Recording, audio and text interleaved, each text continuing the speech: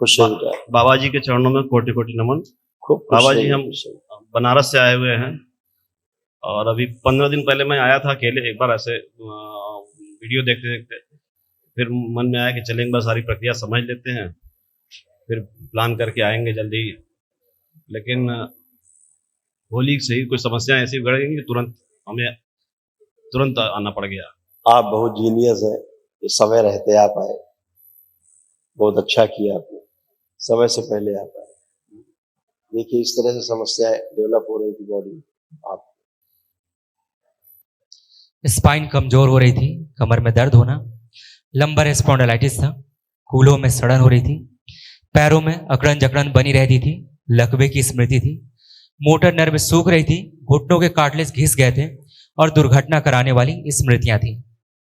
Bipolar disorder था, बुद्धि बंधी हुई थी, अत्यधिक बच्चों क्रोध। में ये चीज आपसे बच्चों में जा रही थी, आपके बेटे में।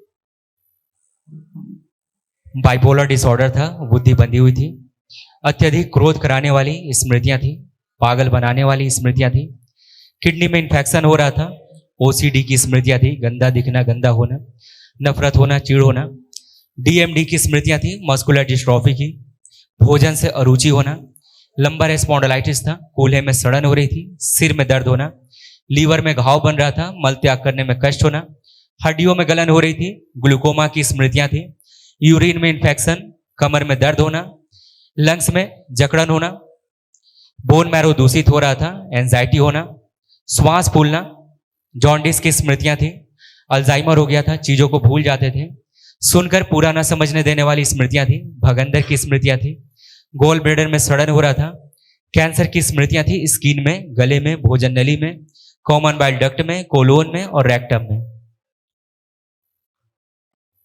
ऐसे सब डेवलप हुआ, तमाम चीजें हुई। ये सब दरबार ने आपकी तमाम चीजें नष्ट की हैं। कुछ चीजें हैं जो ऐसी स्मृतियां जो असाध्य हैं, कल जब महाहवन करेंगे तो उसमें सब जाएंगी, नष्ट हो।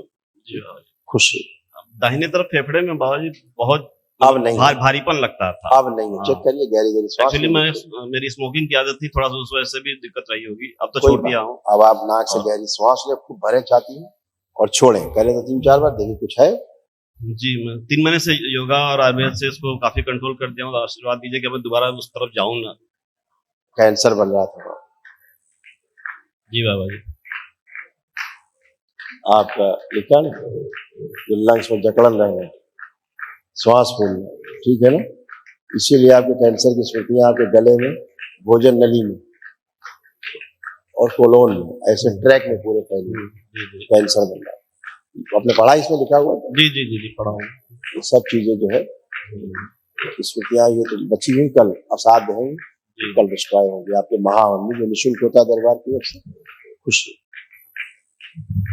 प्रणाम गुरुदेव। खुश रहिए बेटा, प्रसन्न रहिए, स्वस्थ रहिए। कैसे हो आप? मैं बढ़िया हूँ। एकदम बढ़िया, खुश रहिए। हाँ। आपको कोई कष्ट तो नहीं? नहीं, कष्ट तो नहीं है, बस कहीं पे भी एक जगह पे कंसंट्रेट नहीं कर पाता हूँ। आप करके देखिए। हाँ ठीक है। और गॉल ब्लैडर में भी स्टोन है। हमेशा कंसंट्रेशन के समय एंजाइटी होती थी, हाँ। घबराहट, बेचैनी, उलझन होती थी। हाँ। अब कुछ हो रहा है ऐसा? नहीं। सब नष्ट हो गया। पढ़ाई लिखाई में कुछ मन कर रहा है अब आपका? हाँ। हाँ? हाँ। मोबाइल देख रहे हैं? हाँ। मोबाइल देख रहे हैं? नहीं। बढ़िया है, करो। तुम्हारे भी गाल ब्लैडर में सड़न चालू हो गई थी, है ना, इसके कारण एसिडिटी होना, गैस बनना, ये सब चीजें स्टार्ट हो गई थी पूरी तरह से। अब ठीक है। गॉल ब्लैडर में स्टोन था, है मतलब सड़न चालू हो गई थी, सड़न आती धीरे धीरे। ठीक है, अभी अच्छा, खूब खुश रहो, मस्त रहो। प्रणाम बाबा जी। खुश रहो बेटा, आशीर्वाद दीजिए।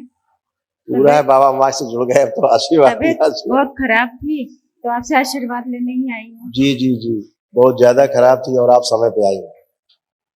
जी गुरुदेव। बॉर्डर लाइन पे आप आई, बिल्कुल। देखिए क्या क्या सब आपका नष्ट हुआ। आपकी बेटी का भी इसमें कुछ कष्ट शामिल है, बातें बताएंगे आप।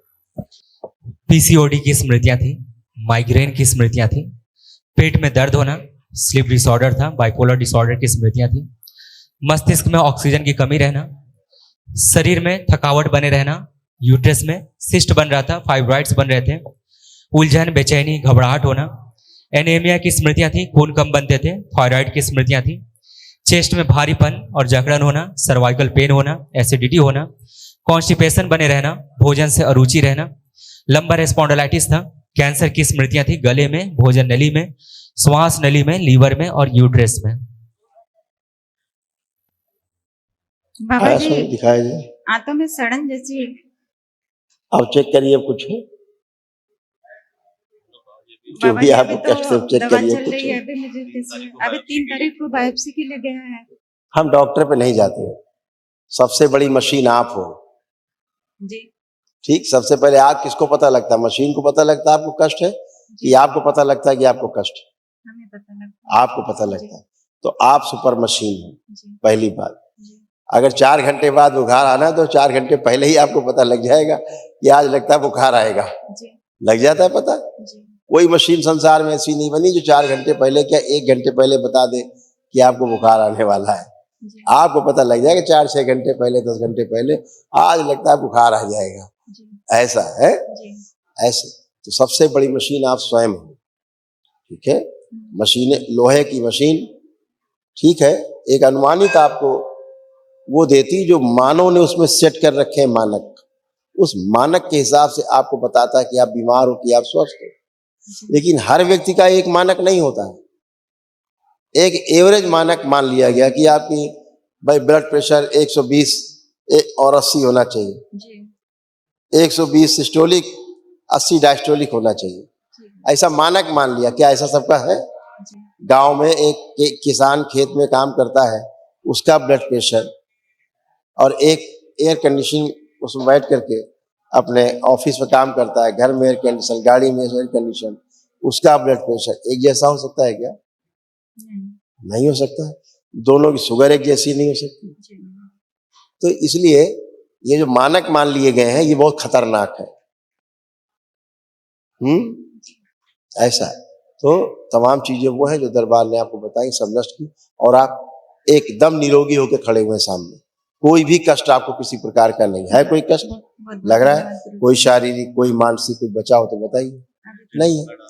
जो असाध्य है वो कल अभी आप महाहवन करेंगे दरबार का। स्टूल से ब्लड वो वगैरह आ स्मृतियां रहा नष्ट था। है। स्टूल से ब्लड वगैरह आ रहा था बस, और क्या ब्लड है? निकल रहा था अब ठीक है बेटा, वो ऐसी चीजें लेटरिन अभी से।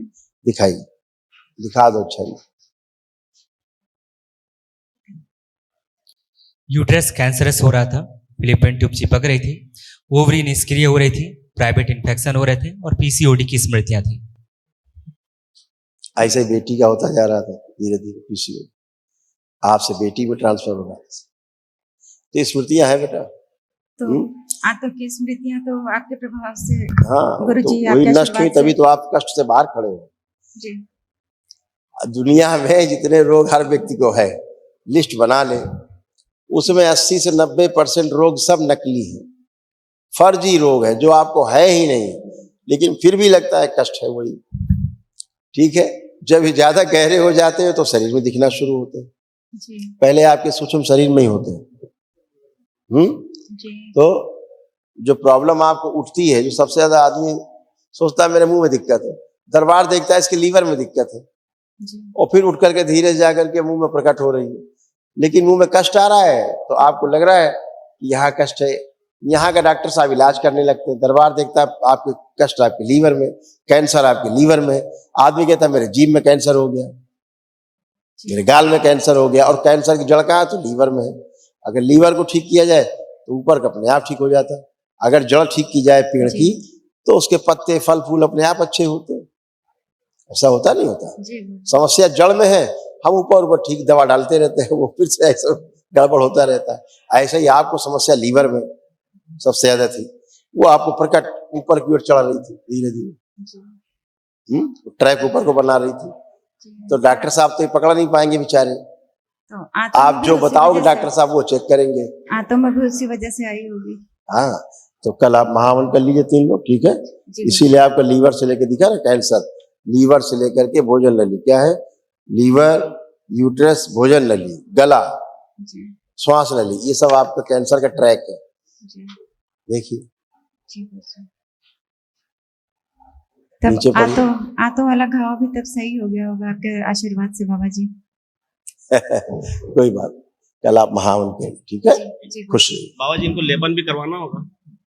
आपने बोला गया लेक्चर में कितनी बार, मैंने भी बोला है, सभी को करना है लेपन, सूजन सभी के हैं, राजा के भी रंक के भी, दोनों की समस्या है। बाबा जी ये आयुर्वेदिक दवा नहीं खाना चाहती हैं, लेकिन हम कराना चाहते हैं उसी से इलाज। देखिए, औषध की बात करेंगे तो आयुर्वेद सर्वश्रेष्ठ, जी। बशर्ते आयुर्वेदाचार्य सर्वश्रेष्ठ होना चाहिए। पतंजलि का बाबा जी। मैंने क्या कहा? जी। आयुर्वेद सर्वश्रेष्ठ, सर्वप्रथम आयुर्वेदाचार्य सर्वश्रेष्ठ होना चाहिए इसके लिए, और दूसरा बात औषधि भी सर्वश्रेष्ठ होनी चाहिए। किसी का ठप्पा लग जाने से वो सर्वश्रेष्ठ नहीं हो जाती। जी जी जी ठीक है। जी। हाँ, औषधि का अनुपान, कब खानी है, कैसे खानी है, कितनी बार खानी है, औषधि का अनुपात क्या है, कहाँ से औषधि ली गई, उस औषधि को जो डाली गई है, घटक बनाए गए हैं, किन नक्षत्रों में उखेड़ी गई है, प्रोसेस कैसे उसका हुआ है, ये सब चीजें महत्वपूर्ण है। केवल हर बहेड़ा आंवला मिला के त्रिफला नहीं बन जाता। हर बहेड़ा आंवला जो पैदा हुआ है जहां से, वो उस प्रकार से लिया गया है कि नहीं, जो ग्रह नक्षत्रों का प्रभाव आयुर्वेद ने बताया कि किस समय आंवला लेना चाहिए पौधे से, पेड़ से, किस समय हर, किस समय बहेड़ा, किस समय का कब यूज करना चाहिए। समझ रहे? तो अलग अलग है। आंवला, ज्यादातर आंवला दिसंबर तक टूट के 90% आंवला बाजार में बिक चुका होता है। सारी आयुर्वेदिक कंपनियां खरीद के नवंबर दिसंबर में ही सारा आंवला खरीद के, बहुत आंवला, आंधी तूफान भी आता है इसी मौसम में, गिरता है सब आंवला, सब उठा के बाजार में आता है, और सब बाजार में दवाइयां बन जाती हैं, जाने क्या क्या बन जाता है। नकली है ये आंवला। असली आंवला मिलता है आपको फरवरी में। 5 रस होते हैं आंवले में।